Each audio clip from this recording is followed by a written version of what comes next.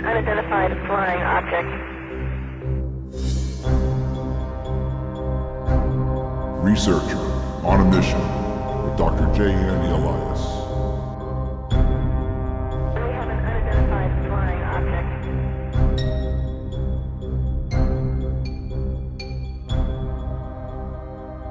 Welcome back to another episode of Dr. J Radio Live. Of course, I am your host, Dr. J, and co-hosting with me live in London is my good friend, Johnny Webb. Johnny? Good evening to you, Dr. J. How are you, sir? I am doing great, and I hope everybody out there listening is doing great, because today we have another superstar guest for you, someone who I know you've all heard before, and you will again hear in the future on Art Bell's show, as well as seeing him on every lecture he's done, because this is a name that is so important to ufology that really resonates.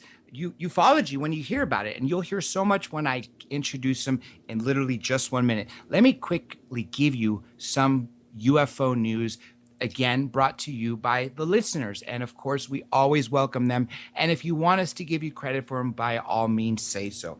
The first one: UFO videos over Lake Tahoe, small white orbs. Now, this again goes to my question that I asked you last week. What is it about the natural resources that these objects seem attracted to? From lakes to rivers to volcanoes, even tornadoes, there seem to be spotted nearby observing. That is something that always has interested me for a long time. Earthquakes too.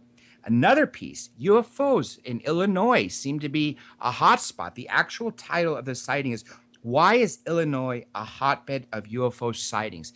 Is it a new rash of sightings? Is something going on there now similar to the other waves that have gone in other states? I'd really like to know what your opinion and all that, and I know our guests can talk about that and so much more. The final piece of UFO news is, this one's interesting. A Dutch photographer caught a jellyfish UFO on video. It's available on the net. All you have to do is Google Dutch jellyfish UFO and take a look at it. See what you think. I mean, again, we can only speculate, but these are all fantastic. The final thing I'm going to leave you with is, you heard this on Tuesday's show with Nassim Haramein, Contact in the Desert. I would love to get your feedback from it. I asked you guys on Tuesday. You guys have written me news. You've written me you had a good time, but no one wrote anything specific that you wanted me to read on air. So by all means, before next Tuesday's show with David Sarita, please do so. Go on to drjradiolive.com, hit the contact button, and write whatever you want to say, your best experience, your worst experience, and anything else you'd like to say. Okay, with that being said, now let's bring on our superstar guest, someone who's been contributing to ufology for a very, very long time, literally investigating his first case in 1964, I believe, 64, 65, 50 years to the year he's been investigating, 61 years to the year where he saw his first sighting, and then 21 years to the year of when he founded the National UFO Reporting Center, New Fork, and that happens to be the one and only Mr. Peter Davenport. Mr. Davenport, welcome to the show. Thank you very much, Dr. J and Johnny in the UK. It's delightful to be here. I'm looking forward immensely to this program. Really pleased to be here and have a lot of really interesting data, interesting cases that I'm looking forward to sharing with our audience tonight. And that's exactly why I've had you on the list for quite some time to get you. And we've been working on this for several weeks, and I'm so glad I was able to get you on a live show, and it worked out perfectly tonight. And first I'm going to go back in time to what originally kicked off your sighting, but then obviously at some point I'm going to give you the hint on what we spoke about just before we went on air, something that you created, which I think will really resonate with the audience. But before we go there, take us back to St. Louis, 1954. What happened? Yeah. It's a night that I remember as clearly right now in the year 2015 as I think I remembered the day after this event occurred. It's something that was imprinted indelibly on my memory, and it was a shocking experience, even though I was only about 6.5 years of age at the time. I realized how momentous an event this was. I was at a drive-in theater on the south side of St. Louis Airport. I was born and raised in St. Louis, interestingly in the now famous city of Ferguson, Missouri. And my father worked at the airport at Lambert Field. One night he had to work in the evening, and my family drove to the airport. We dropped my father off to work on the north side near McDonnell Aircraft Corporation. And my mother, my older brother, and I went around the airport to the drive-in theater, and we were watching a movie. Suddenly, a disturbance started brewing in the theater, and we didn't know initially. I remember thinking consciously to myself, what is this disturbance that is taking place? Is somebody injured, or is there a fire, or some kind of altercation taking place? I just didn't know. Suddenly, people started walking in our car, in front of our car, and it sort of annoyed me because they were blocking the screen, as I remember, and they were looking up to my right.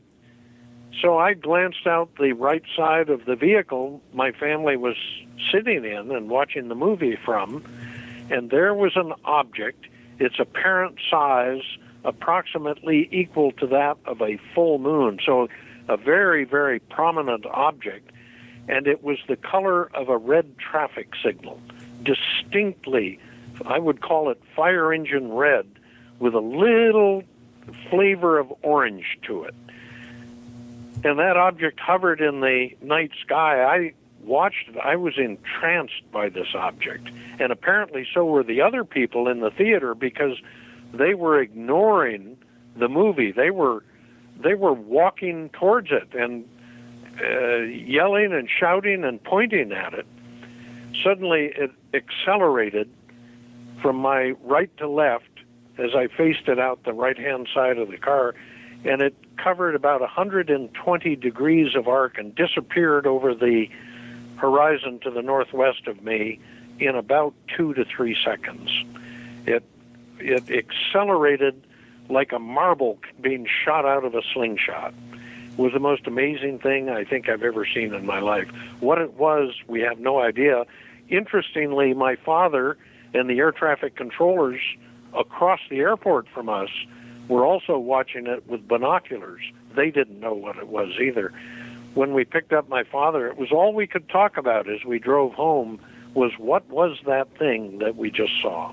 Very, very dramatic sighting, seen by hundreds, possibly even thousands of people.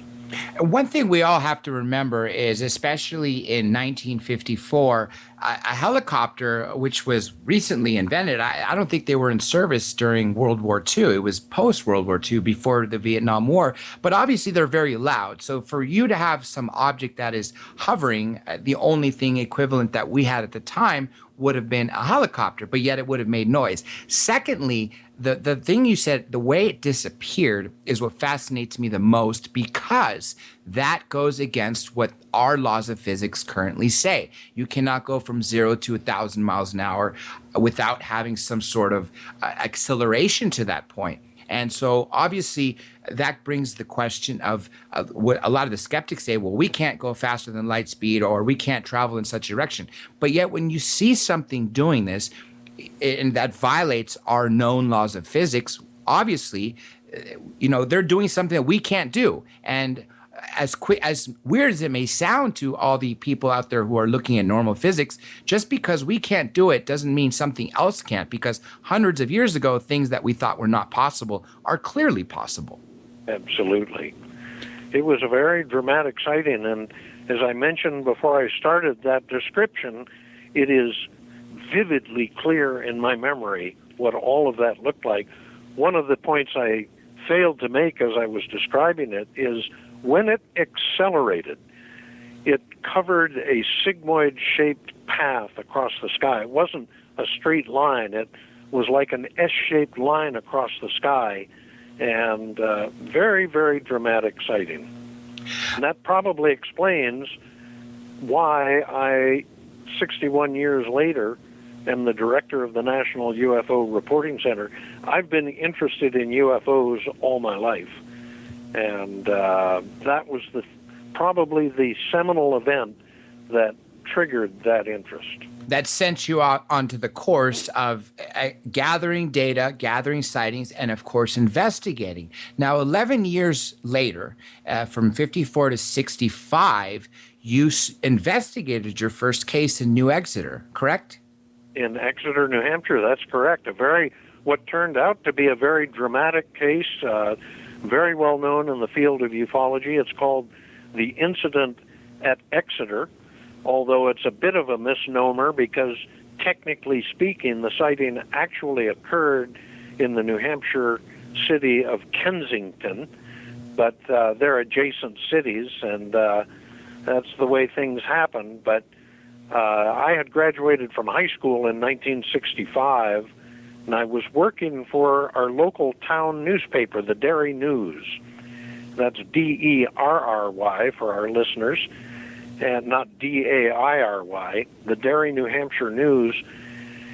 And for some reason, the editor and I, that summer of 1965 again, had debated UFOs. He was a total skeptic. He said, this is all nonsense, as so many people believe. Well, on the 3rd of September 1965, a disc-shaped object chased a woman in a car. Then it chased a hitchhiker along a very remote rural roadside or roadway in New Hampshire, and then it showed itself before two police officers and that same hitchhiker who had seen it earlier in the evening. It was a very dramatic sighting, and John G. Fuller, who was a Boston columnist at the time, wrote a book on the subject entitled The Incident at Exeter. And in September of that year, I wrote a 2-part article for the Derry News about my investigation of it. Really, I interviewed the two police officers, very, very reliable gentlemen. I interviewed the hitchhiker over the telephone, Norman Muscarello, 18-year-old fellow about to go into the U.S. Navy, and he was still upset by what had happened to him when I talked to him.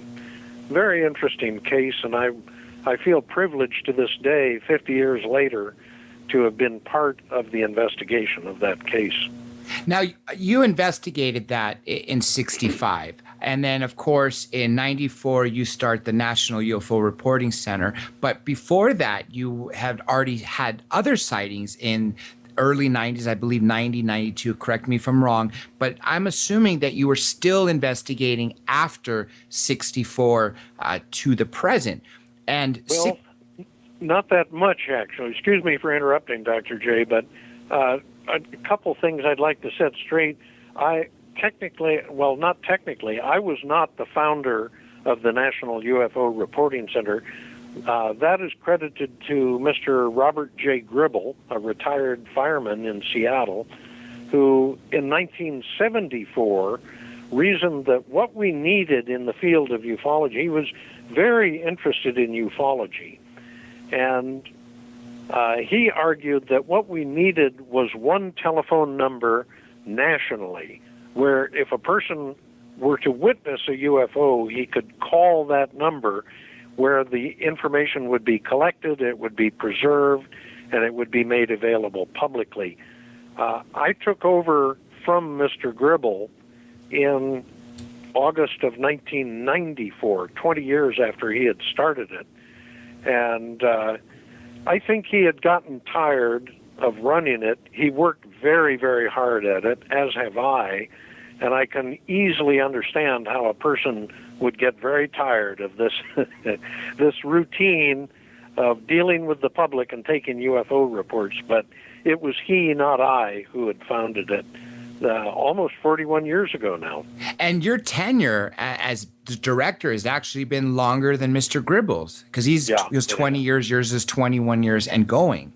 Yeah, that's correct. I think I have probably handled more cases than he has, but let it be said, in all fairness and honesty, let it be said that the internet and modern telephone system and so on and so forth has made our jobs much easier than it was 41 years ago, because back then, of course, all the information had to be taken over the telephone. People would, I presume, he would ask them to submit written reports as he was talking to them over the telephone. But he must have worked very, very hard at it.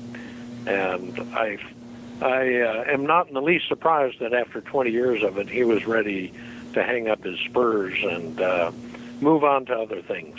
And in the 70s and 80s, if you were lucky enough to have a camcorder and were able to capture something anomalous on video, obviously it was far more difficult to get that video to you now then than it is now, where now someone can capture it digitally on a smartphone, for instance, upload it to unlisted channel or unlisted link on YouTube and send it to you before it's public, or vice versa. They could upload it to YouTube as public and send it to you while retaining the original. So I think the transformation of how people get you the actual sightings and the reports of, like you said now, before where Mr. Gibble required them to be handwritten and sent, which is obviously that's what we had. We had no internet at the time.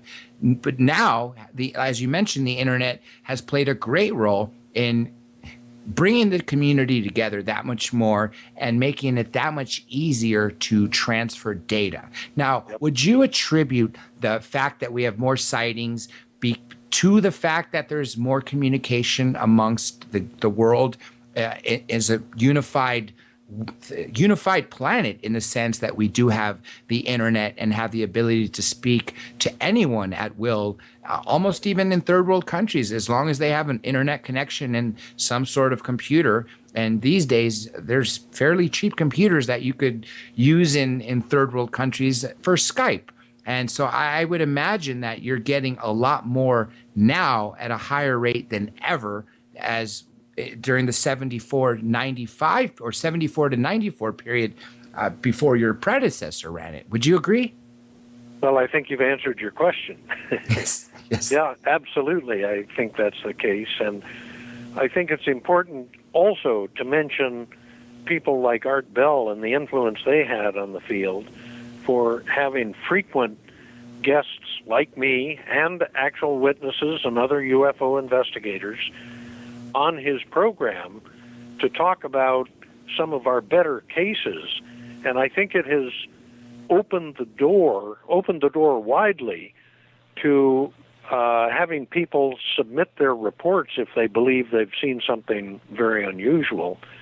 So he played an incredible role, and there were other hosts as well, but none as big, with as big a program as Art had, who was very generous with his time towards us investigators. I remember in particular, on a couple occasions, I had the opportunity to call him literally minutes before his program, tell him about a very dramatic report that had come in just a few minutes earlier, and he would listen to it and say, let's go with it.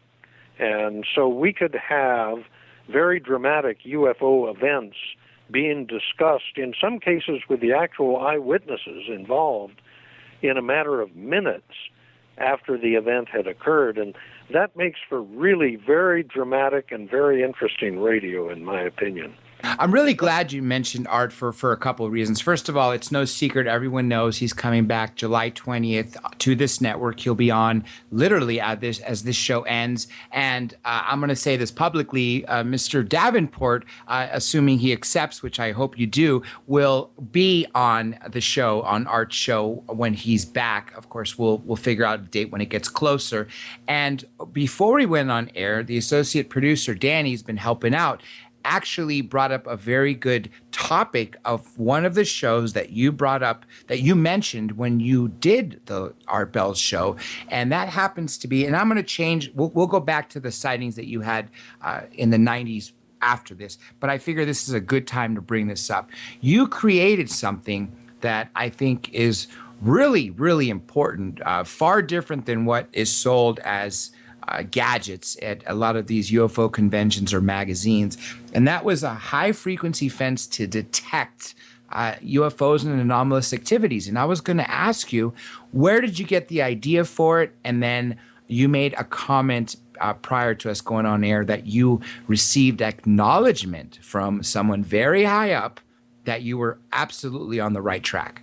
Yeah, well, thank you very much, Dr. J, for mentioning it, and I'm delighted to talk about my proposal for detecting UFOs because, in my opinion, and I'd like to say in my humble opinion, I think it is the next step in ufology is the ability to detect a UFO, and I think we can do it out to the distance of the orbit of Earth's moon.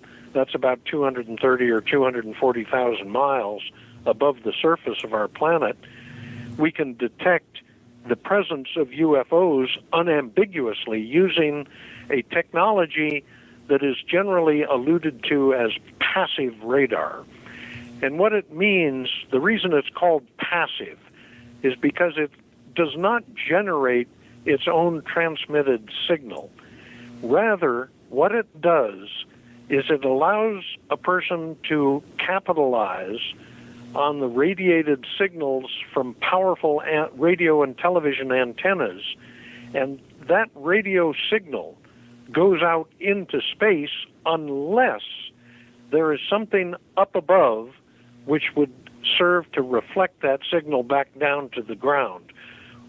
The brief and short version, or short and simple version, I should say, of a description of how it works is we can now, because of the advent of computers and because of the GPS system that gives us a very accurate time clock, we can build a system that allows us to listen for those reflected signals and then analyze them very, very precisely to then be able to calculate where the reflecting object is and what its velocity is. All of that information tells us that we can detect the presence of a UFO, and we can also calculate its velocity without radiating a single signal from our system, from our listening post. The interesting thing about this, I was invited for the first time to speak at the July 2004 MUFON Symposium held in Denver by John Schuessler, who was the international director of MUFON back then. He invited me in December of 2003. I was delighted to get the invitation, and I decided that I wanted to do something really radical, something that would really make waves in the UFO community, and I decided that this was the subject to present. So I wrote a paper. It's a 16-page paper. It's available from our homepage at ufocenter.com. It's been there for about 11 years now. I wrote a paper, and I sent it to MUFON in preparation for their publication of the proceedings of that symposium. Well, they put my paper on their website on the 6th of July, 2004, and to my great amazement, that afternoon, about 2 o'clock in the afternoon, I received a telephone call from a gentleman who identified himself as a senior officer at the Central Intelligence Agency in Washington, D.C. And indeed he is. He's very well known to the UFO community, and it was not very difficult to identify him over the Internet. Well, we had a very nice conversation, and he said at the conclusion of it, he said, Mr. Davenport, if you build the system that you describe in your paper, you will be successful in answering the question of whether UFOs are real or not. He did not say that you would detect or we would detect UFOs. He said you will be successful in answering the question of whether they are real or not. So he was protecting himself, I presume. Had he said you will detect UFOs, it might have had him violating a secrecy oath in his role as a CIA officer. But I've talked to him several times since that conversation, and he is very encouraging. maybe this is something we could get funded through Art Bell's program when he comes back, get a system built, and that will take us to a new level, altogether new level of ufology. I think that is a very fantastic idea, and I think the fact that you were acknowledged by someone in the agency is really the creme de la creme, because a lot of people speculate that, of course, there's different groups that are in charge of covering this up, but a lot of people point to the CIA and the directors of the CIA as being people that know things. And this is why a lot of people speculate that most of the recent presidents don't know, save George Herbert Walker Bush, because he was a member, or he was the director of the CIA, I believe 78 to 79 or 79 to 80. Nonetheless, I think that would have put him in a perfect position. Now, when this officer reached out to you, even though he was careful in what he said, I think just by him reaching out and confirming that you were on the right path is probably one of the best things that you can have happen, because I think he's still taking a risk by doing it, A, and B, what else could you ask for as a ufologist, as someone who's researching this? Yeah. Well, a couple things I left out that I would like to add. This gentleman has a PhD in physics. And during our first conversation, again, this was on the 6th of July, 2004, just before I left for the MUFON Symposium, he said that during the first roughly 10 or 20 years, I've forgotten which, but a substantial period of time, his first responsibility as an employee for the Central Intelligence Agency was to build passive radar systems for clandestine, that is undetected, detecting of targets. And so he was a specialist in this field, and I think that's part of the reason that my paper caught his eye.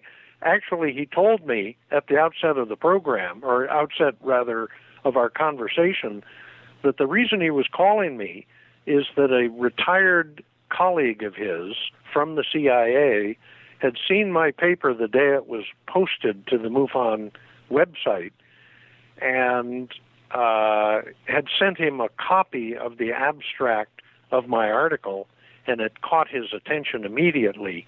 I think he realized at that moment that ufology had suddenly grown up.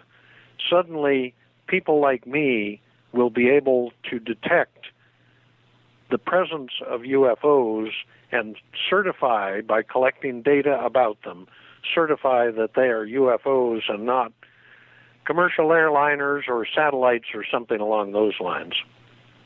Yes, and that's a very important thing, because so many people, when they make a report and they're not trained observers, as the skeptics like to coin that term, of course, you would imagine, and it's just data shows this, that more than 90%, maybe even more than 95% of what people actually observe in the sky is something explainable, whether it be a weather anomaly, an astronomical anomaly, or a military test jet. For instance, when the stealth fighter and stealth bomber was being tested, a lot of people thought the shape of it was something that resembled what other things were flying over cities in slow modes, which begs the question, of course, was our stealth and other objects that were wing-shaped copied from what we've seen in the stars? But regardless, going back to the original point you made, to be able to differentiate between all of this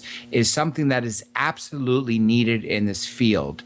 What's it going to take for us to get the system up and running? Do you have an idea of the figures? I do. And we have an engineering team, consists of 4 electrical engineers and computer experts. And that team estimates that it would cost about $750,000 to build a prototype. They further estimate that if we can find somebody who has access to a relatively large group of programmers, computer programmers, that would drop to probably a third of that figure. So as low as $250,000. It sounds like a lot of money, but 90% of the system, 90% of the cost of building that prototype is for the cost of programming. It takes a great deal of very intricate computer programming to be able to calculate or to be able to analyze and calculate from the reflected signals what is reflecting that signal, where it is, how fast it is moving, what direction it's going, and so on. But all of that information can be extracted from the reflected signal, and depending on the level of the noise, the power of the signal, and other factors as well, we estimate that in some circumstances we may be able to reach out 250,000 miles from Earth. And once you've gotten the reflected signal, of course, you can process it very quickly, and you can put that information on a website. It would allow a person to sit in his overstuffed chair or on his comfortable divan and look at the screen of his computer and see UFOs coursing above the surface of the planet Earth. I'm very, as you probably can tell, I'm very excited about this. It's the greatest academic contribution that I believe I've ever made, one of two only. And I am very keen on building the first system. I suspect that the government is going to be very uncomfortable once that they know that that system is in place, but they will have very little to say about it because the system does not broadcast a signal. I wish to emphasize that point. It only sits and listens for a reflected signal from space. Well, I would actually have to say you've done a lot academically. First of all, getting a certificate in translating Russian, as well as I believe you double majored in biology and Russian from Stanford before you went off to do graduate work. You've done a whole lot with your life. I think this is just one of the greater achievements for ufology. I think you're being more humble, but that just makes you that much more respectable. But you are truly held in high regard to everybody here involved in this program, as well as listeners as well. Now, I want to ask you, the financing that we're talking about, do you have anything set up where people can donate right now, or have you thought about maybe starting a crowdfunding, or do you want to wait until after? Many people have recommended that, but I hesitate to do that because I used to work in the venture investment or venture capital industry. This was about 25 or 30 years ago, and my experience has been raising money piecemeal like that is a very difficult prospect. It is better to find one person and have a sit-down, a serious-minded sit-down meeting, explain what we're proposing, explain how much money we need, how it will be spent, and so on and so forth. That just happens to be my particular predisposition with regard to fundraising. The one thing you don't want to do is start fundraising and then have it sputter and stop, because then you risk all sorts of complications that you really don't want to have to deal with. Some of them legal, actually. You don't want to raise money or represent that you can do such and such a project and then fall short on the funding, and then you have to return all that money, of course.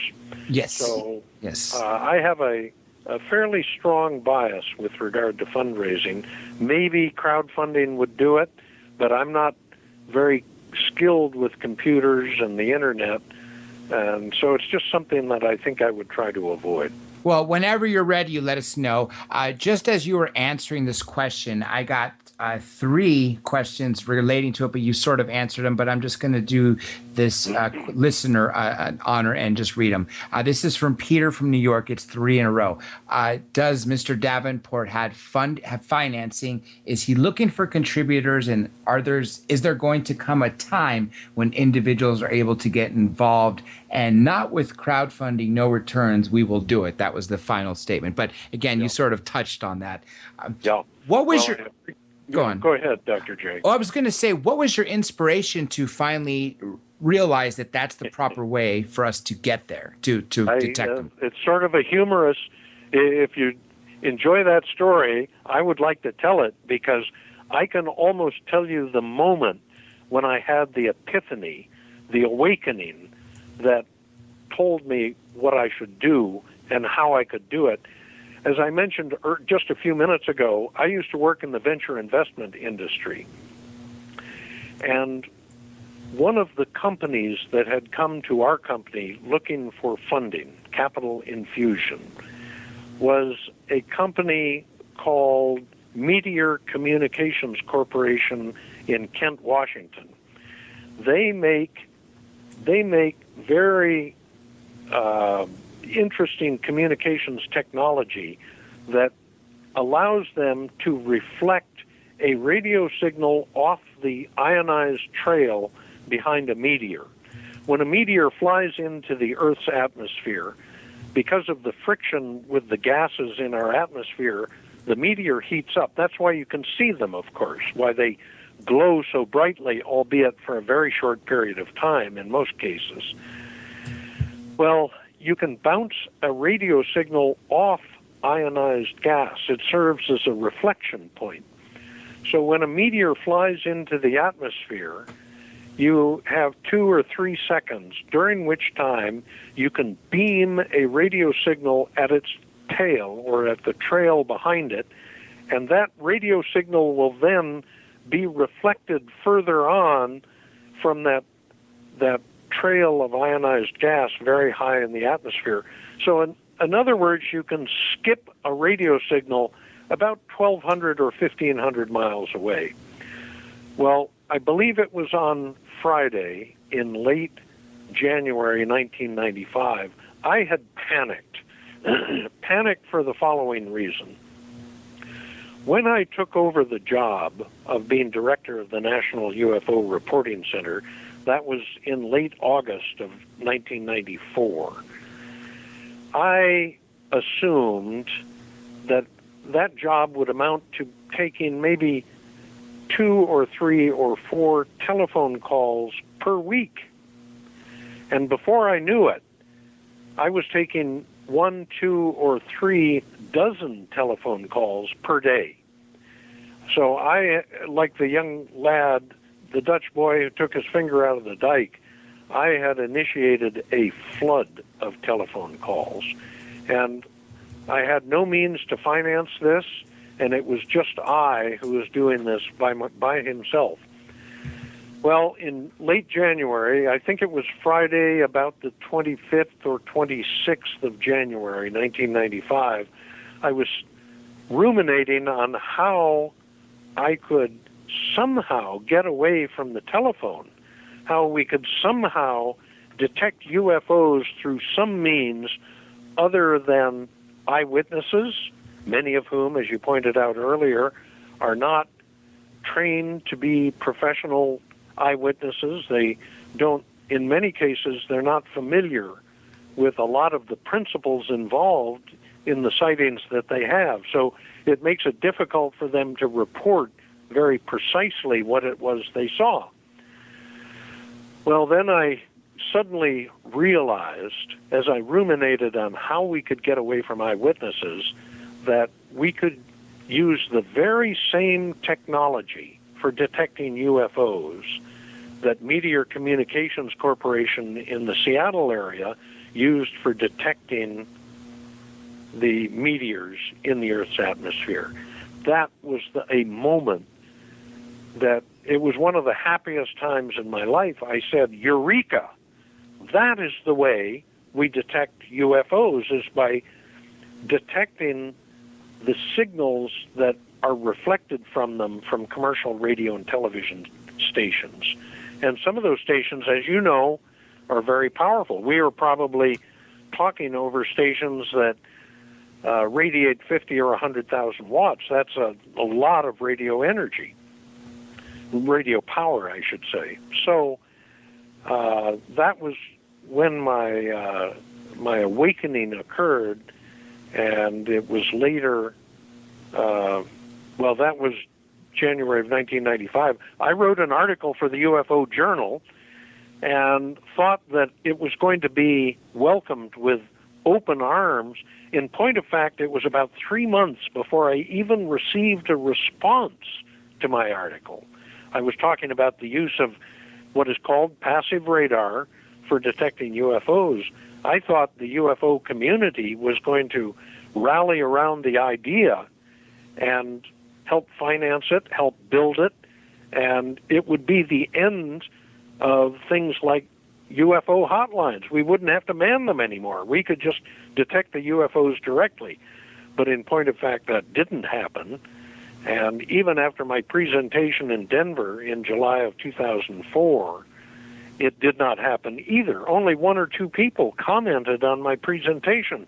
And here I am presenting the use of an existing technology that would allow us directly to detect UFOs, and it did not create the stir that I hoped it would. So I'm sort of locked in the irons, as a sailor would say, and not able to move forward until we get funding. Once we have funding in place, we can build this system, and I'm sure it will work because there are many passive radar systems that are already working on this planet.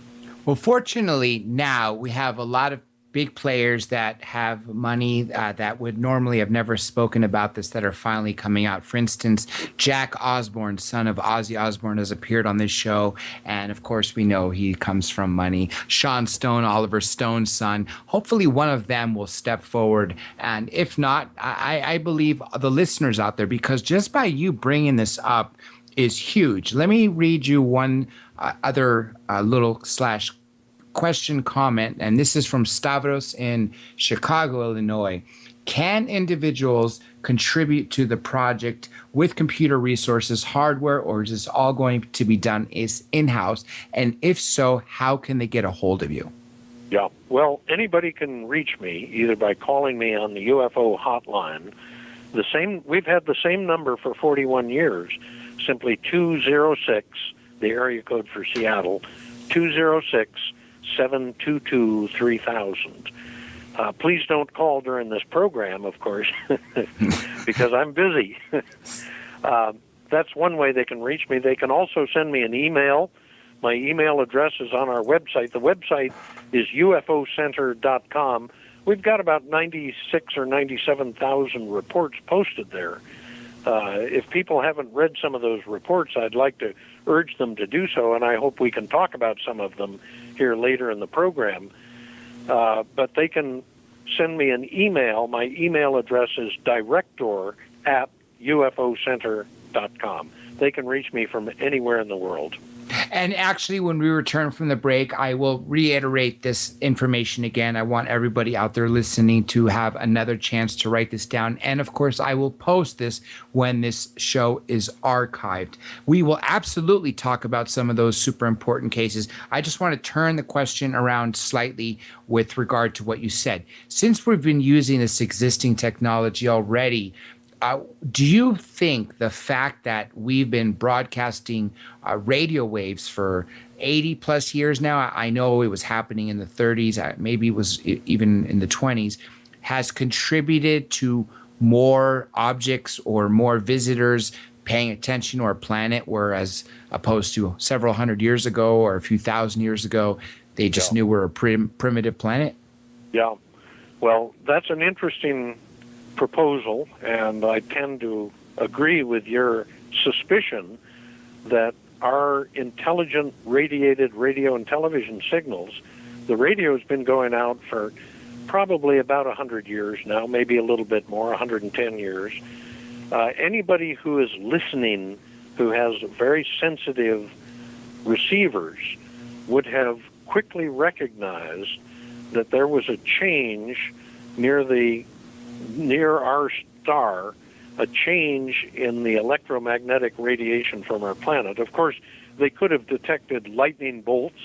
They give off radio waves. That's why there's interference on an AM radio during a lightning storm.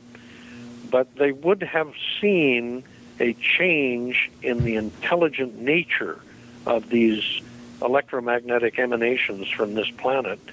And I agree with you. If there's anybody within 100 or 110 light years who is listening to electromagnetic radiation, they would have quickly realized that there's intelligent life that has a relatively high degree of technological understanding, at least with regard to their ability to use electromagnetic radiation for communications purposes.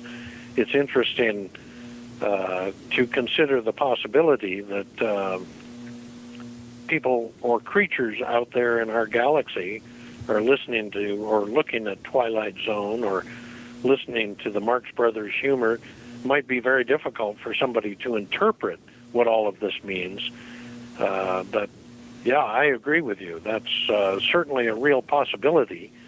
And also, Stephen Hawking made the point that we may not want to be doing that, because that puts us on somebody else's radar, and it might induce them to come and want to look at what's going on this planet. Absolutely. I actually want to make a comment about that. I do have one question. I presume actually I know the answer since you've sort of hinted this, but I got to do the listener the honor of reading it anyway. This comes from Ricky in Medford, Oregon. Can you track the UFOs as well as detect them? Absolutely. That's what I assumed. Now, yeah. I'll just address that for a moment, if I may, Dr. J. Of course. A passive radar system doesn't use one receiver antenna. It uses at least 4. And what that allows you to do, when the radio signal strikes those 4 different antennas at 4 different times, the time lapse might be only a billionth of a second between one antenna and the other. But the technology we have available to us today allows us to measure that time lag between the antennas. And what that allows us to do is triangulate, to calculate using trigonometry what the source of that reflected signal was. And then you do that 10 or 100 times a second. And by doing it multiple times very, very quickly, you can track the object and tell whether it's moving. And also you can, if the system is sophisticated enough, you can tell its velocity. And it's that velocity, the velocity and the location of the object would tell us a great deal about what the object is. There are 2 separate steps in analyzing radar. The first is the detection, detecting a target. The second major step is the determination of what the target is. And that requires analysis. If it's, for example, at 35,000 feet and it's doing about 550 miles an hour, you would probably exclude that from your, if that would be of any great interest to you, because that's probably United Flight 263 headed to Buffalo. But if it's 50 miles above the surface of the Earth, and it's doing 20,000 miles an hour or 20,000 miles a minute, that would capture your attention immediately. So that gives you a little insight into yet more of the project that I've proposed in my paper, which, again, is available from our website, ufocenter.com. It's been there for 11 years. The velocity, I think, is super important for multiple reasons. First of all, if there's a change in velocity, then obviously you know this is not a natural object. For instance, if it goes from 7,000 miles, drops down to 2,000, then maybe stops, and then goes back up to 5,000 miles an hour, obviously we're dealing with something that is not a comet or something just in orbit, like an asteroid, whatever it be. And then, of course, the second part of the velocity being so important is when this object's, we can track the trajectory. So not only are you able to track the direction, but based on their velocity, we can sort of see where they intend on going, although, yes, they're constantly changing direction. So I think this whole system is really fantastic, and I really would like to see this get up and going. Well, I'm humbled and I'm very pleased by your comments about my proposal.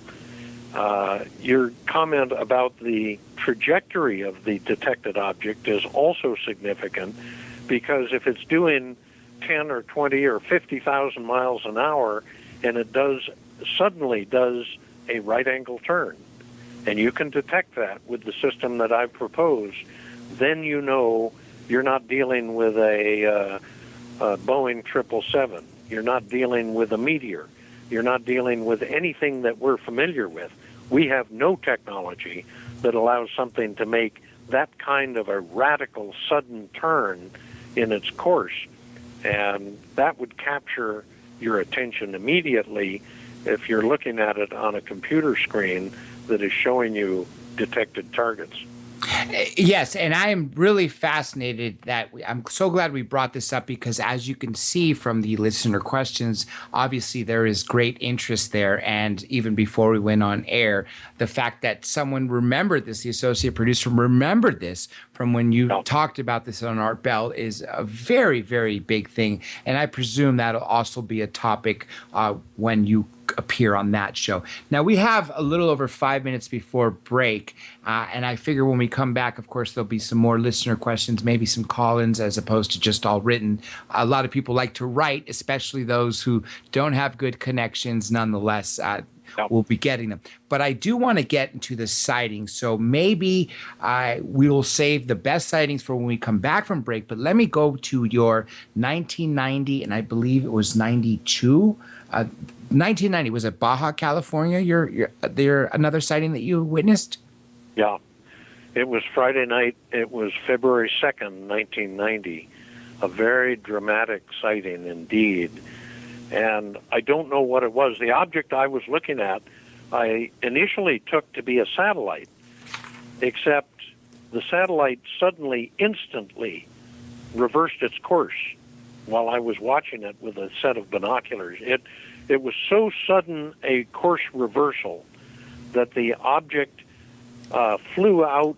As I was watching it with my Nikon binoculars, it flew out of the field of view suddenly after it had reversed its course. Then it reversed its course again and suddenly did a big X-shaped or sawtooth-shaped course across the night sky, and suddenly it accelerated and disappeared into the southeast sky. It left my heart racing, because I knew that was not an airliner, that was not a meteor, that was not a satellite. So what was it? Well, there are very few alternatives after you've eliminated all of those possibilities. It was a very interesting sighting indeed. Especially something that will make a right angle turn, because again, that goes against the laws of our physics. The inertia would kill you if you're going thousands of miles an hour and making a right hand turn, unless of course you're able to control your own gravity, which in that case the inertia wouldn't bother you. So just that alone, witnessing something like that in the sky, we absolutely have to consider it being something that is not natural and clearly unexplainable, and would have to fit into the category of not just an unexplained flying object or unidentified flying object, but something further than that, more than likely something that is made by something that is definitely affecting our own physics. Now, you had several more sightings 2 years later in Washington State. What about those before we go into break? I had a sighting in 1988. In fact, I think it was October, if I'm not mistaken. It might have been the 10th of October, 1988. I heard what I assume was a UFO, and I was seated with a friend, a young woman, who heard the same thing, and it was her immediate reaction that we had just heard something very unusual, which probably had been a UFO. I've written up this case. It's on our website, ufocenter.com, for October of 1988. I was seated in the living room of the house where I lived at the time, talking with my friend, and an object went over our house. I didn't hear it for more than, I suspect it was only 2 seconds. And it covered 160 degrees, approximately 160 degrees of arc above our head. In other words, from horizon to horizon almost in 2 seconds. And it was a very interesting sound. It was, in fact, 2 sounds. One very distinct, unmistakable sound was like the high-pitched whine of a hydraulic pump running at high speed, combined with a very low rumbling. I have equated the rumbling to the bubbling of a big cauldron as you render down about 6 people in it. And imagine that high-pitched whine combined with a blub, blub, blub, blub as it went over your head.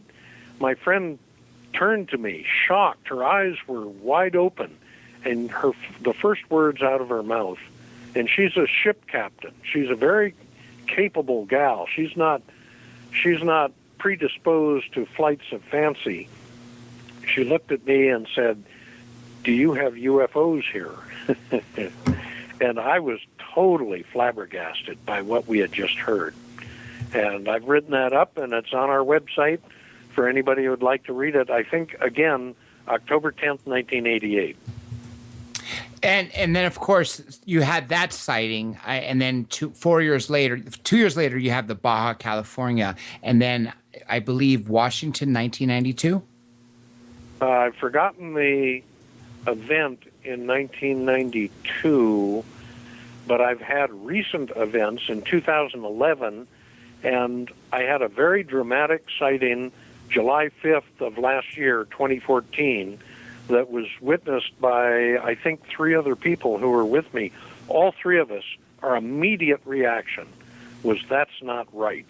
Whatever we saw was not a natural event, was not an aircraft. It lasted only for a few seconds, and it was an intensely bright object that when it flew into clouds, illuminated the cloud a beautiful golden light color. It was really quite a remarkable sighting. I wrote that up. People can read it on our website, July 5th of 2014.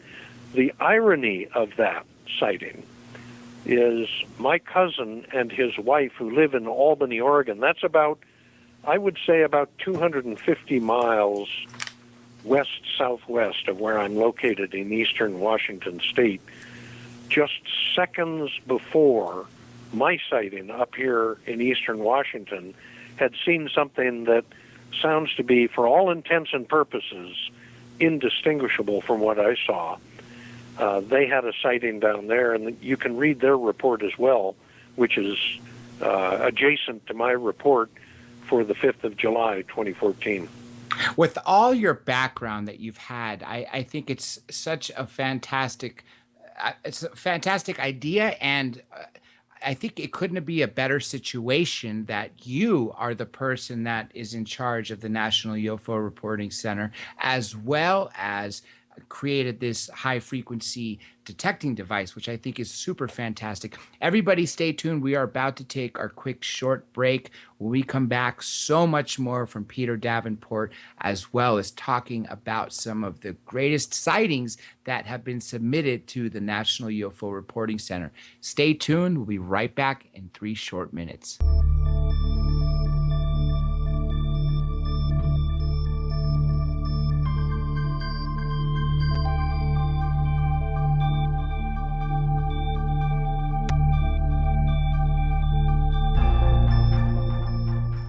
We are back to hour 2 of Dr. J Radio Live. Of course, I am your host, Dr. J. Co-hosting with me live in London is Johnny Webb, who will be joining us this hour. Real quick, before we return to our superstar guest, Mr. Peter Davenport, just a reminder, Tuesday, David Sarita And of course, he would like to take your calls and questions. Do the same. If you want to write your questions as you have been, continue to do so. As long as you send them to us, we will definitely ask them to the guest, as we have been.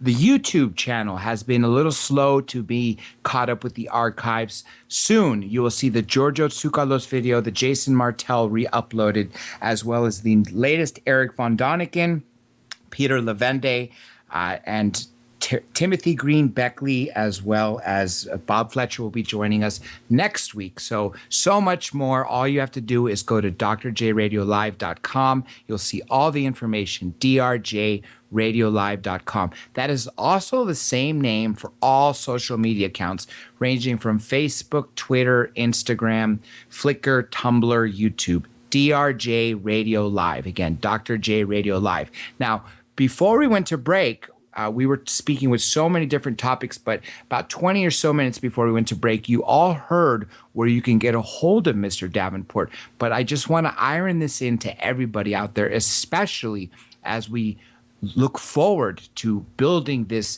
high-frequency device that can detect UFOs.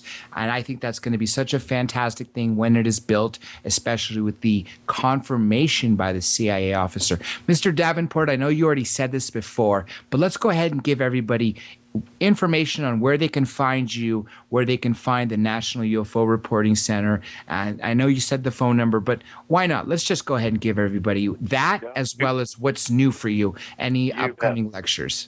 You bet. Our website is very easy to remember. It's just UFOcenter.com.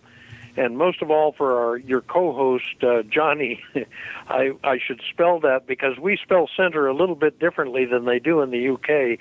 It's just UFOcenter.com, UFOcenter.com. They can send me an email. I am director at UFOcenter.com.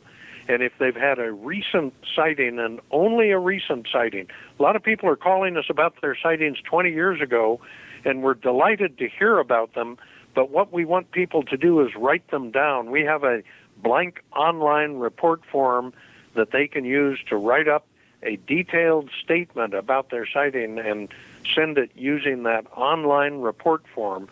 We don't have enough time in our day to listen to all of the reports going back decades, so we asked them to do that. And our hotline telephone number, we've had the same number for 41 years. Again, it's area code 206-722-3000. That's, again, area code 206-722-3000 for recent sightings. I already received a question right now, which is exactly what I was going to ask, so I'm going to go ahead and read it. This comes from Jim in Denver. Mr. Davenport, what are some of the most recent cases that you have received in New Fork that stick out in your mind? Yeah. Well, I've been deluged for the last 3 years. This all started in late May of 2012. The type of report that I am most interested in currently is the many, many reports we've received. I think we've posted to our website somewhere between 10,000 and 15,000 such reports just in the last 36 months alone. They are clusters of red, orange, yellow, amber, and gold lights, a cluster being anywhere from 2 to 200, I would estimate. And we are getting perhaps half a dozen such reports every day. And they have me completely mystified. I don't have any idea what these objects are.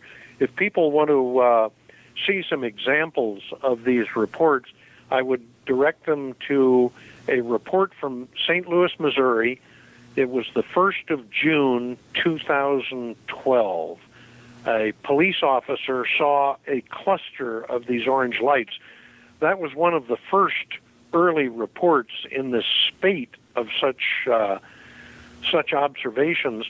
There was a very interesting sighting on the Columbia River, not too far from Portland, just east of Portland, Oregon. On the next night, June 2nd, again, the year 2012. People can read that report as well.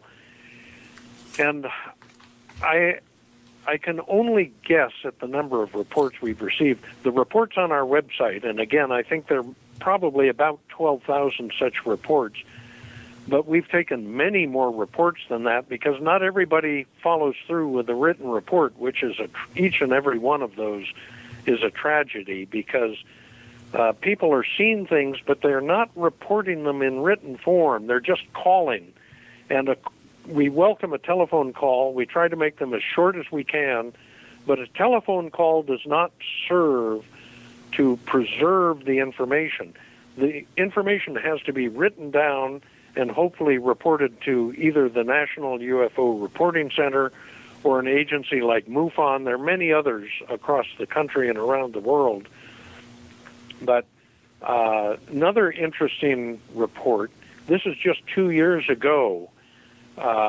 It was, I'm going on memory now, Dr. J, but it was, I believe, the 5th of July, 2013. So almost 2 years ago, I got a telephone call from a gentleman who described himself as a retired U.S.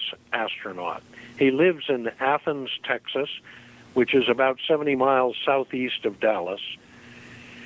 And he was standing outside with his wife that night, looking at the beautifully clear night sky. And his wife, he was facing west, she was facing east, he described to me.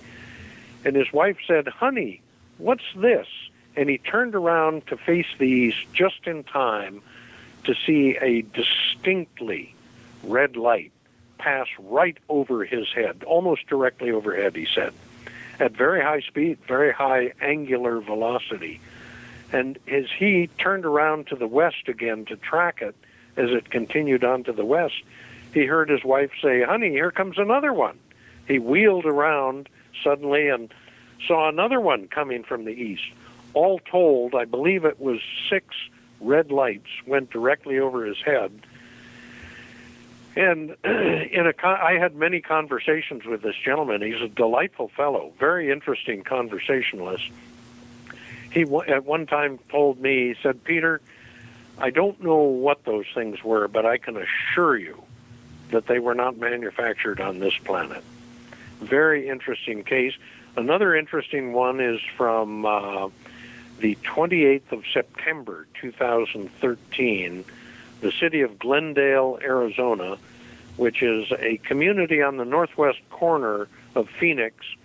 A retired Arizona Highway Patrol officer was standing inside his house looking to the north out a plate glass window, and he saw, to his great amazement, he saw a yellow light, or perhaps more orange than yellow, but I'm going on memory, an orange light streak across the night sky in front of him, going from west to east. He was so struck by it, so shaken by it, that he raced out of his house, hoping to get a glimpse of the object as it disappeared into the eastern sky. And he was shocked to see 3 or 4 others streaking across the sky, following the same path that the first one had. All told, he saw about 150 of them that night. And if people would like to read the original report, it's a very nice report. It is the 28th of September, 2013, Glendale, Arizona. Very interesting sighting.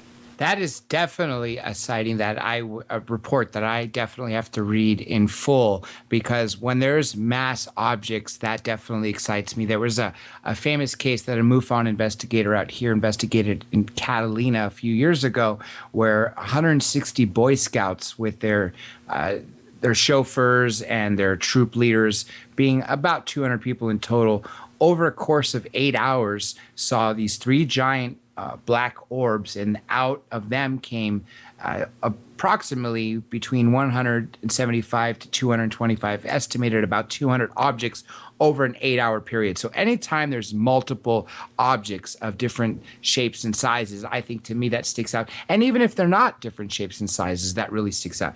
I have a question that is actually, I'm going to go ahead and read it. I don't know if it's out of the order of anything, but I'm just going to go ahead and read it to do this person. Speaking of Arizona, this is actually from Kristen in Arizona, from Phoenix, Arizona. Have you asked Mr. Davenport his opinion of all the YouTube fakeries out there and how that hurts his work? All the what? I didn't hear the YouTube videos that are faked, the faked UFOs that. Oh yes, yeah.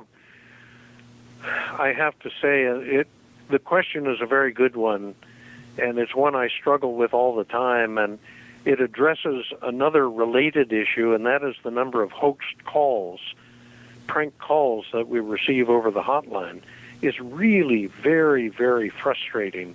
And it makes me wonder how many serious-minded people we have in this country still. It's really a tragedy.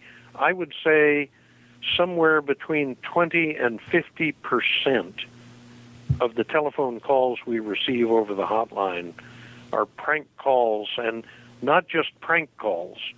They more often than not come from young people, but not always. Some of those people are, I would hazard to guess, in their 30s or 40s, and they scream quadruple X-rated profanity. That's sad. For what reason, I have no idea. That is really sad. It's sad to muddy the waters of such an important topic. And then on the other hand, you have to worry about disinformation coming from agencies, intelligence agencies, which I think there's a little bit of both going on. To what degree, I obviously we can't confirm. That actually really saddens me that people would call and report a fake sighting and use profanity at that. What kind of sick joke is that? But nonetheless, we got an international question here. This is, I guess, more geared towards the beings themselves. This is Peter in Cambodia, who, thank you, Peter. You asked a question, I remember, with Giorgio Tukalos. Asks, have you ever received calls regarding shadow people or anything of the like? We've received telephone calls about alleged aliens on the ground. I don't know what a shadow person is. I apologize for that, but I will take that to mean perhaps some kind of alien creature. We have received a few calls to that extent, but I would have to say they're not only rare, they're extremely rare. Yes, few and far in between.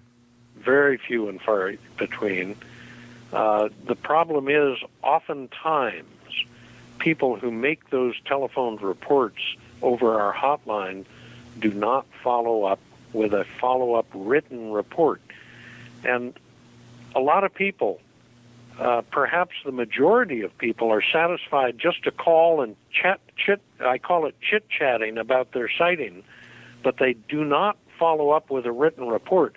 Unfortunately, all of that is wasted time, because unless we get a detailed, grammatically correct, objective, factual report, there's nothing we can do. We cannot easily post a telephone conversation, and a telephone conversation just has all of the information all jumbled up into a gob.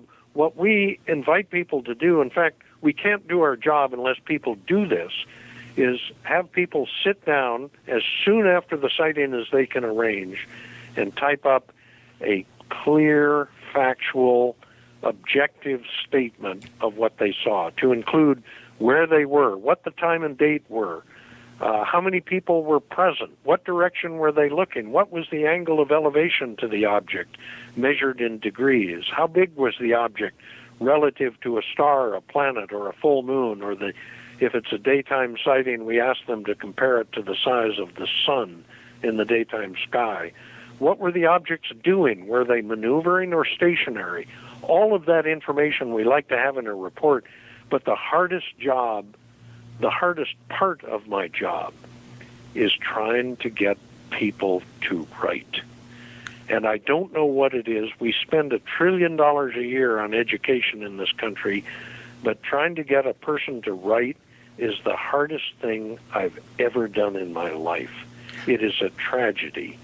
I'm really glad you brought that up because I want to reiterate that. First of all, we're living in the 21st century where everyone has the ability to type. If you don't type by 10 fingers, I know people who type with, their index finger on each hand and can still type fast. So everybody out there listening, if you're going to make a report, please follow through. And just as Mr. Davenport said, unless it's written with all the proper data, we can't do as a group, as ufologists, we can't do anything with it. Specifically, the National UFO Reporting Center, they need to have those reports. So if you're going to make a phone call, as a favor to me and anybody out there listening and to Mr. Davenport, please follow through with writing that report. It may take you 10 minutes, it may take you 30 minutes, but whatever time you spend on the phone, follow through with that, because just as Peter mentioned, it is a wasted call if you are not following through with that written report that can be published and then analyzed further. We do have this is a longtime fan of yours, and I'm assuming this question he's asking might relate to maybe trigger a memory of a phone call with you. This comes from Jose in Miami, Florida. Ask Mr. Davenport if some of the calls that really stand out in his memory of all the calls he's gotten from his tenure. I can't read the last word, so I'm assuming it's tenure. From Kenya? Tenure. Your calls of all, it says ask him some of the calls that really stand out in his memory of all the calls he's gotten in his tenure.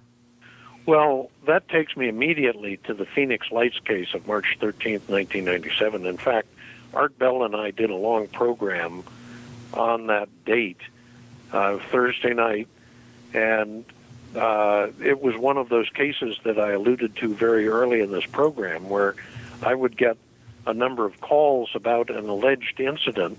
I would call Art, and he would listen to the information I had and make the decision right then and there as to whether we would do a program or not. That was one of the nights where he said, let's do it. In fact, he was receiving reports as well from the Phoenix and general Arizona area, just as I was. And we did a very, very interesting program that night. That was back when this program started at 11 p.m. Pacific, not 10 p.m. And we did a very exciting program. That was one night I remember. Another case I remember, another telephone call I remember very vividly, came in over the hotline on a Saturday. I think it was the 9th of September of the year 2000. And a guy called me from Seattle. He was a local. He and I didn't live more than a few miles apart. And the conversation went like this, and I'm going to mimic his voice. He said, Mr. Davenport, sit yourself down because I'm going to tell you a story. Well, I cringe when people tell me that, because there goes an hour of my day, and what I want them to do is not tell me the stories. I want them to write them down. Well, I'm glad I listened to this guy. He was an old-timer, and he was getting close to the end of his life, as it turned out, and he told me a story. People can read this case on our website. He did write it down, he and his wife, who helped him. It was late October, probably the third Saturday night in October of 1936. He was a man of 19 years of age. He had gone from, I believe, Iowa up to Alaska. Bear in mind, it's in the depths of the Depression. But the reason he went to Alaska is, even though humans were having a depression, the fish up in Alaska did not know that. So the fishing industry was booming in Alaska.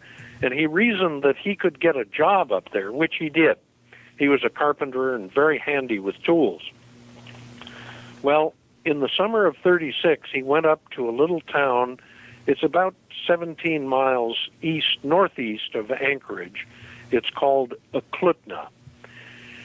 And that Saturday night, he had worked, back then they worked 6 days a week. He was at a CCC camp, and they were building a dormitory for the camp. That's why he was there. He was a carpenter. Well, he and his friend, his name was Peterson, decided to once again hitchhike into Anchorage and have a night on the town. How much of a night on the town you could have in Anchorage wasn't clear, but this fellow said that if they got stranded there, which they usually did, they would go to the local jail and they would sleep on the benches in the jail. Well, they started hitchhiking from Eklutna down to Anchorage, and they were not well dressed for it. They should have had much warmer clothes on than they did. They hitchhiked or were walking, hoping to hitchhike. They walked probably several miles, and they were getting worried because no vehicle had passed them by. They were not getting a ride. Well, they looked to the southwest towards Anchorage, and they were relieved to see that a truck was approaching them, but it was a truck with one headlight that was out. But in very short order, probably within seconds, they realized it was not a truck at all. The color of the light was very strange. It was a blue-green light, and then the object flew right over them. They were so panic-stricken that the gentleman, whose name was Holger, I think, Mr. Holger, instructed his friend Peterson to dive into a snowbank to protect themselves from this very strange-looking object. In point of fact, I suspect that it may have been an abduction scenario. It's a very interesting case, and again, I'm sorry to take so much time to tell it, but it's a fascinating case, and people can read that case on our website for the month of October 1936. I think it's shown as October 26th or thereabout. I've forgotten the exact date. Speaking of, I'm glad you actually opened the door to alien abductions, because Dr. David Jacobs was able to trace back what he believes the furthest he could go back, and that being the 1880s. And the only reason he couldn't go further back was because of the deaths of people. So, for instance, he would go to the most senior citizens that would talk about being abducted, and who have heard stories from their great-grandparents or grandparents that essentially talked about little beings in the room or weird lights in the sky. What's your take on abductions? Because what I'm gathering from speaking to the people who are involved, from Dr. Jacobs, Yvonne Smith, Kathleen Martin, Barbara Lamb, that they are at an increase, more so than they've been in the 60s and 70s and 80s. It just seems that more and more people are taken than ever before. And that just sort of boggles my mind, because I always thought they were going down family lines. Yeah. Well, I don't know whether they're on the increase in numbers or not. It could just be the case that they're occurring at a steady pace and people are just more inclined to report them. So we're getting the reports, whereas in the 1800s, people wouldn't even have known how to report them. It was before airplanes, so obviously it's not something flying. But it brings to mind a lecture I gave just 2.5 weeks ago down at the McMinnville, Oregon conference, UFO Festival. I was a speaker there. Stan Friedman was there. Kathleen Martin was there. Travis Walton, Grant Cameron was there. And in my talk, one of the subjects I talked about was an incident that was published in May of 1929. It's a book. It's entitled 7 Minutes in Eternity, and it's written by a gentleman who is a man of letters, very popular, well-recognized, well-respected author in the first half of the 20th century. His name was William Dudley Pelley, P-E-L-L-E-Y, William Dudley Pelley, very well known in his day. And he wrote this little book. I found it at a garage sale. It's almost as if I was directed to it. He describes an incident that he allegedly experienced in May of 1928 when he lived in Altadena, California. That's in the Los Angeles area, as you probably know. Yes, by Pasadena. Yes. Altadena.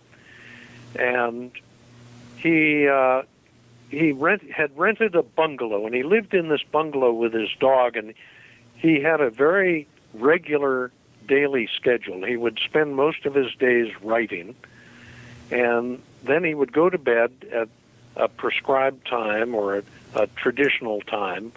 He would read in bed for some length of time, and then he would lay his reading glasses aside, he would turn off his night lamp, and go to bed. Well, that's what his days were like. In May of 1928, he writes, and this incident was serialized in the American magazine, so many people knew about it in the late 1920s.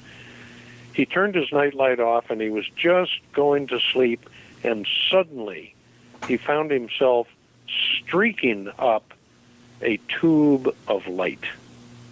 And he arrived at the end of that light, and he found himself lying on a gurney or a table in a room that had a ceiling, but the ceiling gradually tapered off to the walls. There was not a distinct, sharp break between the ceiling and the walls. He said the light appeared to come from the actual surface of the wall. There were no distinct shadows, for example. Well, it's a classic case. It appears to be a classic case of abduction. And that was, again, in May of 1928. How long the abduction phenomenon has been going on, I think it's only a guess. We can only guess at it. Exactly. And I'm so glad you brought up that 1928 case, because honestly, the only one that I've ever heard that was documented, aside from Dr. Jacobs talking about 1880s, was a case from the 30s, also in Southern California. I believe it was in San Bernardino, a woman named Victoria. But this is truly fascinating because the details that this person just said in 1928 are very, very common with what's being told now and has been told for ever since abduction, the alien abduction phenomena came to be known, at least publicly, following the Betty and Barney Hill case. The fact that he was placed on a gurney. A lot of people talk about the metal tables, and then, of course, being taken and floating through windows or into the sky, engulfed in light, is another really fascinating thing. And so I think the consistencies of that story are just really fascinating because it just really goes in line with everything we've heard. Yeah. I think it invites the question. A serious investigator has to ask the question, what is the relationship between these presumed aliens? And I have to say presumed, even though I'm convinced they're visiting our planet, because we don't have proof that everybody would accept these presumed aliens and the human species. What is the relationship between them and us? How closely are they watching us? Are they monitoring everybody, for example? There have been suggestions from some abductees that they are told that these creatures who come to our planet are able to locate anybody they want with no difficulty whatsoever. That invites the question of whether they might be monitoring everybody the way the NSA does now.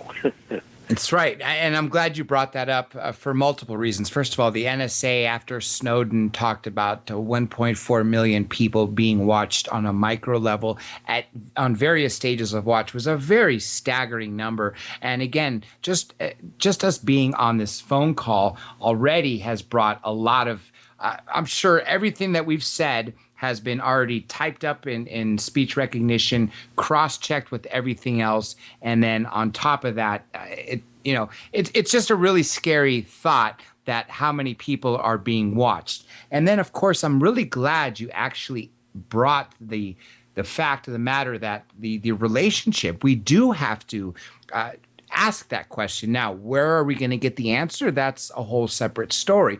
But we do have to figure out, why are they watching us? What is their interaction with us? And what is their goal? And like you said, when that person told you that they can find anyone on Earth. I used to think these implants that Dr. Roger Lear used to remove from people were tracking devices. But then when you hear people having these implants removed and are still being tracked, I started to realize, well, I think there must be using some other method of finding us. But again, this goes all down to speculation. Now, what do you think? Again, I'm just going to ask you this speculation question because we can't answer this. People talk about different species. They talk about the small greys. They talk about the taller ones. They talk about the insectoids. They talk about the reptilians. From all the years you've been researching and all the years you've been running the reporting center, what types of species have people talked to you about when that subject has come up? Well, the one that is alluded to most frequently, of course, is the Greys, and that might be a result of Whitley Strieber's first book on the subject of aliens entitled Communion that had that gray-looking face on the front of the book. Yes, that is huge. I guess I would want to review the cases before I really comment emphatically on it. Again, going back to my comment earlier in this program, the frequency of reports of actual creatures is relatively small. I mean, quite small.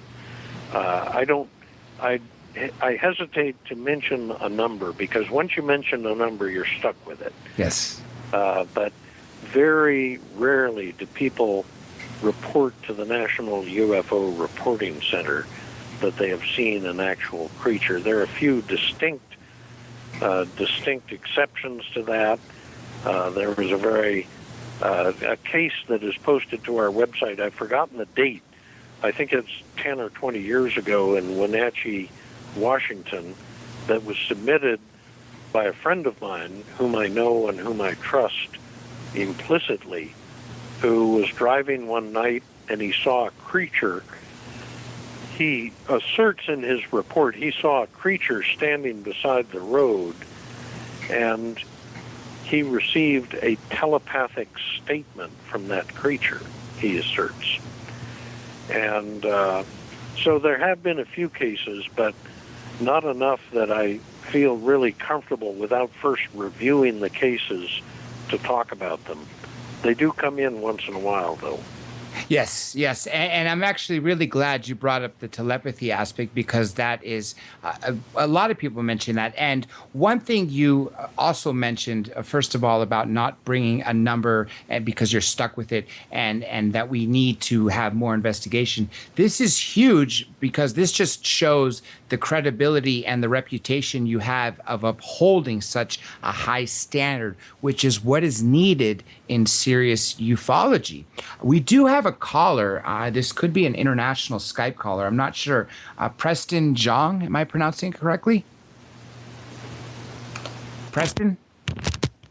I'm sorry, can you hear me? Yes, we can. Welcome to the show. And do you have a question for Mr. Davenport?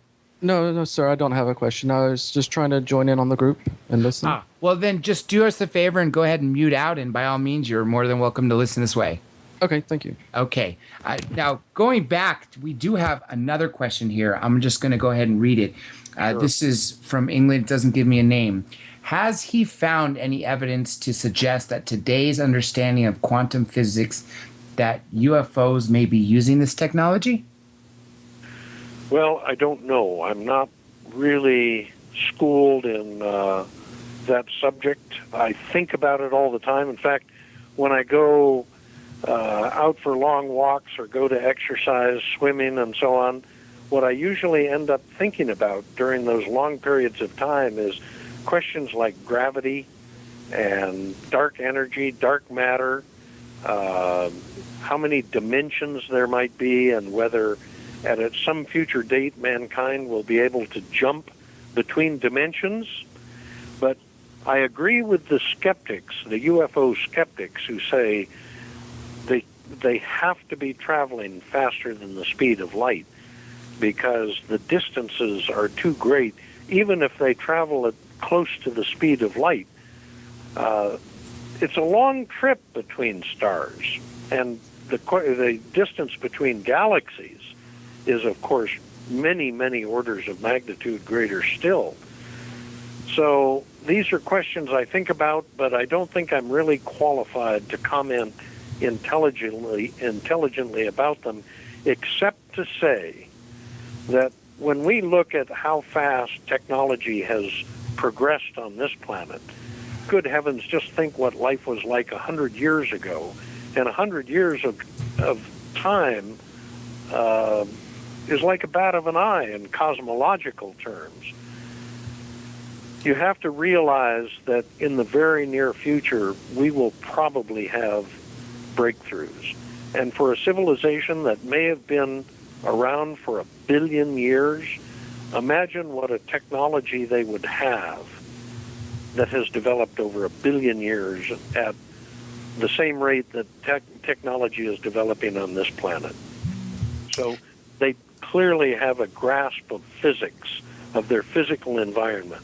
They're able to manipulate matter, energy, and information to a degree that is vastly, vastly beyond anything we can even imagine today. So in direct response to the person's question, yes, I suspect that their manipulation of their environment is something that we cannot even imagine. It's so advanced beyond what we have here on the planet Earth today. Johnny from London actually has got a question for you. Johnny, you ready?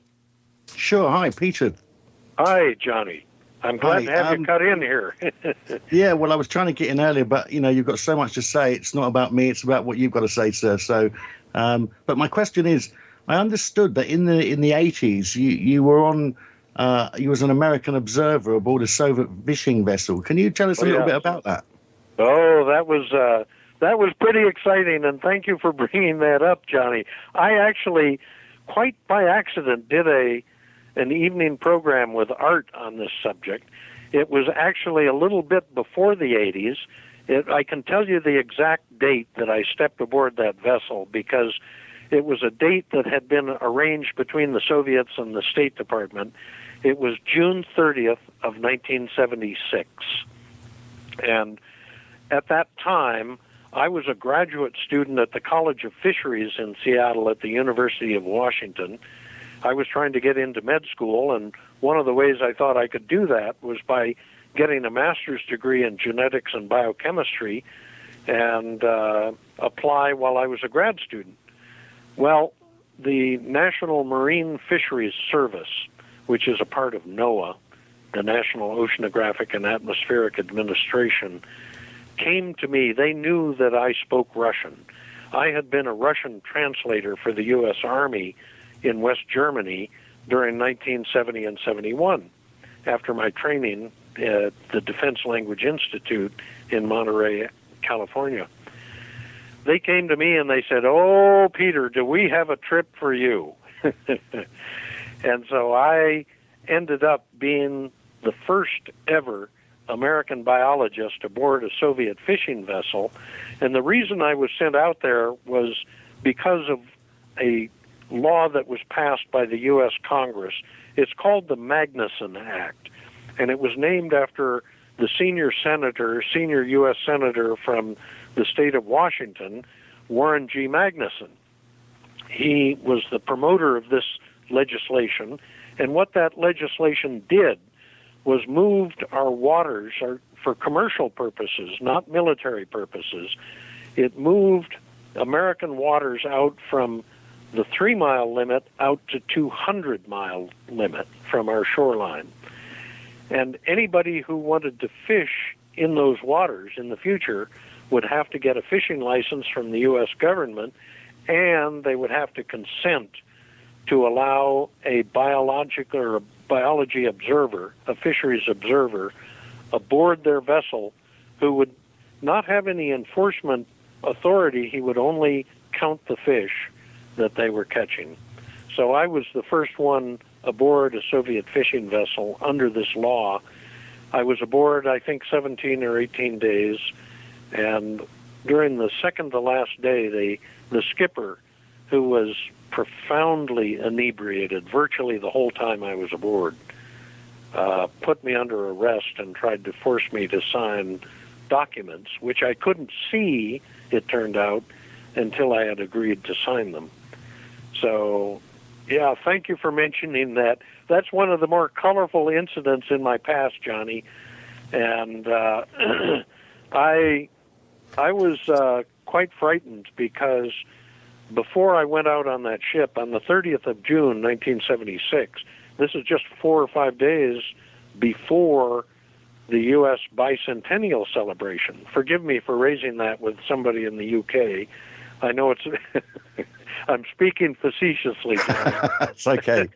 I know it's sometimes a little sensitive, this separation of the colonies from the crown, but the last scrap of news that I had heard before I stepped aboard that ship was something about the Israelis and hostages and Entebbe airport in Uganda. And when they put me under arrest and threatened to shoot me and dump me overboard, I was hoping that was not one of those non-negotiable points that the Russians and Soviets were known for. I thought the world might have gone to war during my absence, and here I found myself trapped on a Soviet fishing vessel. But I did get off, and it's a long, long story about how I succeeded in getting off, but I had to use my wits to get off that ship and get off safely and alive. And for the remainder of my life, I will remain indebted to the U.S. Coast Guard for having gotten me off that ship. I got on the radio in the final analysis and put out a request that anybody get me off that ship who was nearby, and the Coast Guard did get me off that morning. So it was quite a frightening experience, and I think it may have had to do with another incident that occurred in Western Soviet Union at about the same time, or a year before I stepped aboard the boat. A group of Soviet a group of Soviet naval officers committed an act of what I think is called barratry.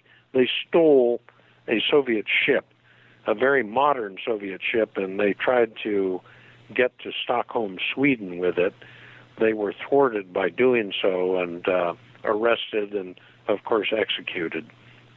And that could have actually led to so much more. That could have, we were so close to World War III during the Cold War. I think a lot of people failed to recognize that there were so many other instances aside from the Cuban Missile Crisis, small things that literally could have triggered a much bigger response. We do have about 10 minutes left. There was one more question. I believe Johnny wrote it. I don't know if it's from an outside listener because he's been monitoring the international chats and questions. Johnny, go ahead and ask the one about CERN and dark matter that you wanted to ask. Well, this question came from, I think it's Juan, but my Spanish is not good, but he's in Madrid in Spain. And he asked, is dark matter the glue of space?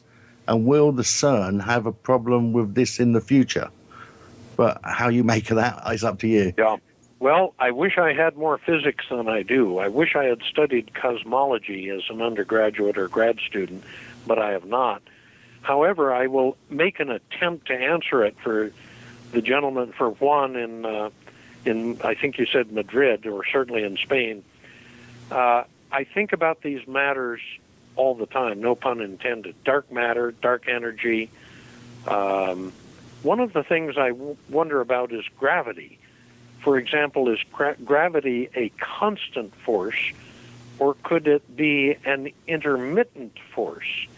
And if it's an intermittent force, another question is, could there be a polarity to gravity? Could there be a polarity to dark matter or dark energy?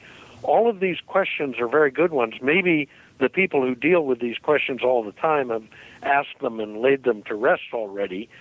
But since I don't have the luxury of knowledge in this case, I will saunter on shamelessly in this field. But these are questions that I presume the mankind will have answered in the very near future. We have, I'm sure, some very good minds that are working on these. Stephen Hawking's perhaps one of the most prominent, but for everyone like Stephen Hawking's who is well known, I'm sure there are hundreds or thousands of other equally capable people working on these thorny problems. Once we start unraveling some of these questions and answering them, it's, I think, only the human imagination can tell us where we're going to end up, what effect that new knowledge will have on our desire to know more about the environment that we live in, whether it will allow us to travel for the first time great distances through space in very short periods of time. But I compliment the person who said, Juan, who submitted the question. I struggle with those questions all the time with respect to their pertinence to the question of UFOs. Clearly, the presumed occupants of these presumed craft we call UFOs have dealt with these very interesting questions, perhaps hundreds of millions or even billions of years in the past. Yes. I do have. Go ahead, Johnny. I'm sorry, Dr. J. I did have one last question, and it was regarding something that you should know a lot about, and it was the Todd C's mangled body that was found in the trees several days after he disappeared. Could you tell us about that story? I know it's from a previous conversation, but if you don't mind going back to that. Yeah, I see we're running out of time, so I'm going to have to be very brief on that, but it's a very interesting case. People can read the reports on our website for August 4th, 2002. A short version is a man was seen by 4 adult witnesses to be taken up into a saucer in the state of Pennsylvania, and his mutilated remains were found 39 and a half hours later, tragically, by his son, and the authorities have done everything in their power to try to prevent researchers from getting information about that case. Very interesting, very tragic, very frightening case, and people can read some of the reports that came to us about it. If they want my 6-page analysis, they can send me an email, director@ufocenter.com, and I'll send them back a copy of my analysis of that case. Going back to what you said earlier about dimensions, us being able to traverse to other dimensions, I think that's very plausible because, as a matter of fact, J. Allen Hynek, when he left Project Blue Book, he assumed that these craft had to be jumping from dimension to dimension to get here, as opposed to traveling in a straight line, like you said. How can we get to other star systems when our closest one is 4 light years away, let alone the Alpha Centauri, let alone other ones that are supposedly inhabited? So I think that's a fantastic one. Now, the reason why I brought this comment up, because I wanted to bring it up when you were talking about it, is because I'm going to take the final question that I was written here, and this comes from Willie in Galveston, Texas. Since Peter Davenport was investigating cases when Project Blue Book was going on, did Peter investigate any cases that were also investigated by Blue Book with a different result? As far as I know, I did not overlap with Blue Book. Again, I really became an active UFO investigator in the early 90s. Prior to that, I was very interested in the subject, but except for the incident at Exeter, which I did investigate, I was engaged with other things, getting an education, serving in the armed forces, and so on, until the early 90s. So I don't think in direct response to the question, I don't think I really overlapped with Blue Book at all. By the way, I just heard Stanton Friedman lecture in McMinnville, Oregon at the UFO conference where I was too. And he is, by my measure, he is the expert on Blue Book. One of the very interesting things he discovered was that the Air Force had a cluster of very interesting cases that were never mentioned in Blue Book. So Stan Friedman is really the person, if you have him on the program, he's the person to talk about that subject. Yes, and actually, he will be joining us again in about 6 weeks or so, and that is definitely something that we have to ask him because we've tried to make it different each time he's come on, as opposed to the original first broadcast we did a few years back about science was wrong, and then the other one that UFOs are real. So yes, that you're absolutely right. When he was able to pinpoint all these cases that were overlooked or put in a different category in Blue Book, I think that was just them fudging the numbers, which is a really scary thought. We have about a little over 3 minutes left, so I'm going to make this real brief. I want to ask you, again, this goes back to all the sightings and all the reports you've investigated. Briefly, if there's one more that sticks out in your head in the next couple minutes, can you describe it? Yeah, without any question. One of the most dramatic cases that I received came to me actually when I was in New Jersey. I was traveling at the time. It was April 22nd, 1998. It was a Wednesday night, about 9:20 p.m. I was serving as executor for a late aunt's estate, and I was having to go back to New Jersey frequently. But on that particular night, an object which was described as a green light covered about 600 miles over the state of Washington in somewhat less than 10 minutes, maybe even half that amount of time. If you do the calculation, an object covering 600 miles in 10 minutes is doing 3,000 miles an hour. However, this particular object stopped on at least 2 occasions, maybe more, and people can read the many reports that came in from Western Washington, from Seattle, from Yakima, from Portland, people who saw that object. And this is one of the cases that was touched on by the Peter Jennings special, 2-hour special on UFOs. It was called UFOs Seeing is Believing. It aired in, I think it was February of 2005. So, gee, it's hard to believe, 10 years. So people can read the many reports that came in. The reason it's significant is that object passed directly over the U.S. Navy submarine base at Bangor, Washington, and it descended and slowed and passed directly over the storage bunkers where they store what they euphemistically call special weapons, otherwise known as nuclear weapons. Very, very interesting case.